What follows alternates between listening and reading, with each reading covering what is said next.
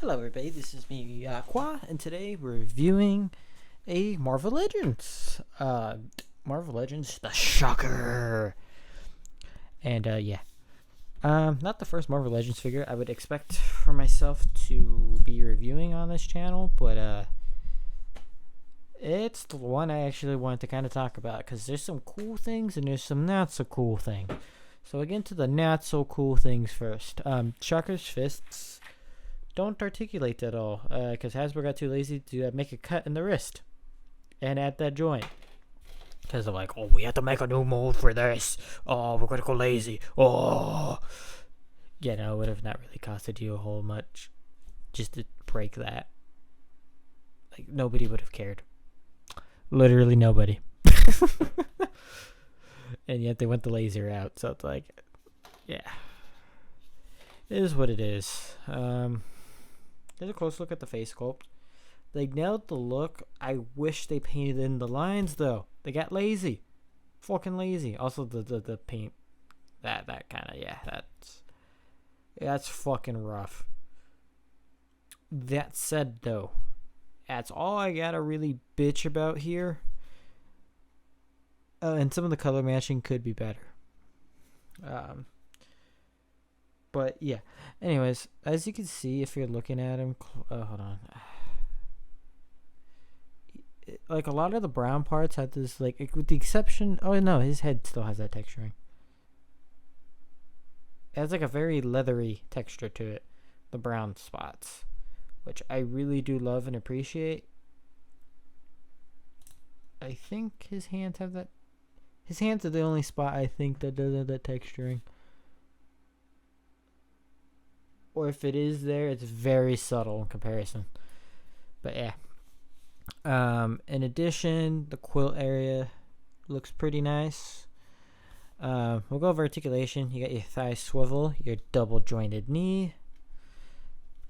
Let me get that positioned back. Double jointed elbows. I will say his joints are really tight. At least mine's are. There's a ball hinge here, so you can't get a crazy amount of movement, but you can get a decent amount. You got a pretty good ab crunch, and then of course waist swivel. It's actually pretty clean because of the belt. Kind of hides things a little bit better than most of these ones usually do. One downside too is my belt's breaking. It's because it keeps wanting to go down. It's because they made it so it fits in place, but the problem is it likes to sag down. So the result, it starts to crack, and that's kind of a bummer. But yeah.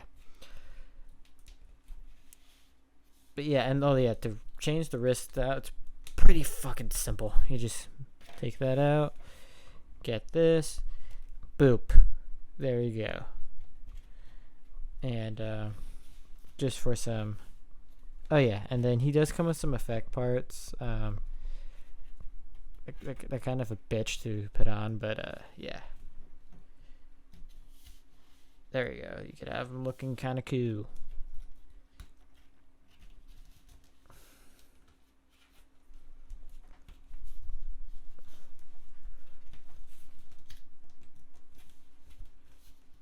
I'm trying to get him posed dynamically.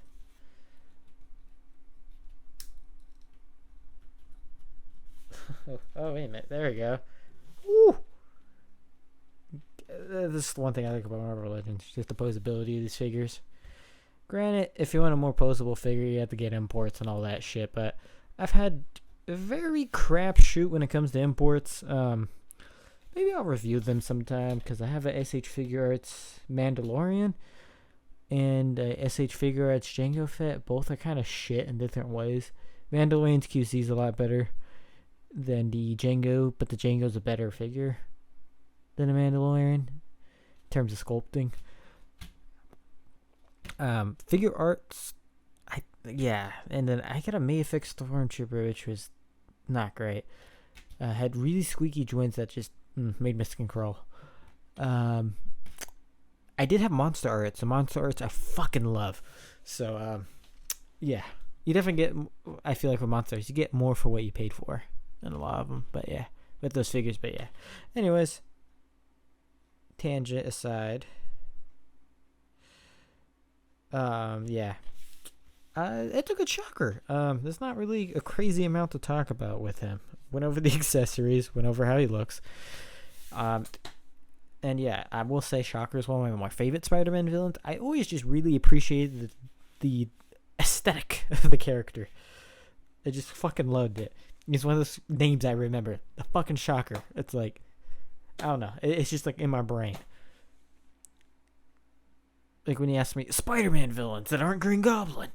I'm like, Shocker, Sandman, Dr. Octopus. Yeah, like Dr. Octopus weirdly doesn't come first in mind for me. If anything, I might think of Hydro Man beforehand. That's just, yeah. Watched a lot of that animated series, which had a lot of Shocker and fucking what's it called? Hydro Man was in that show as well.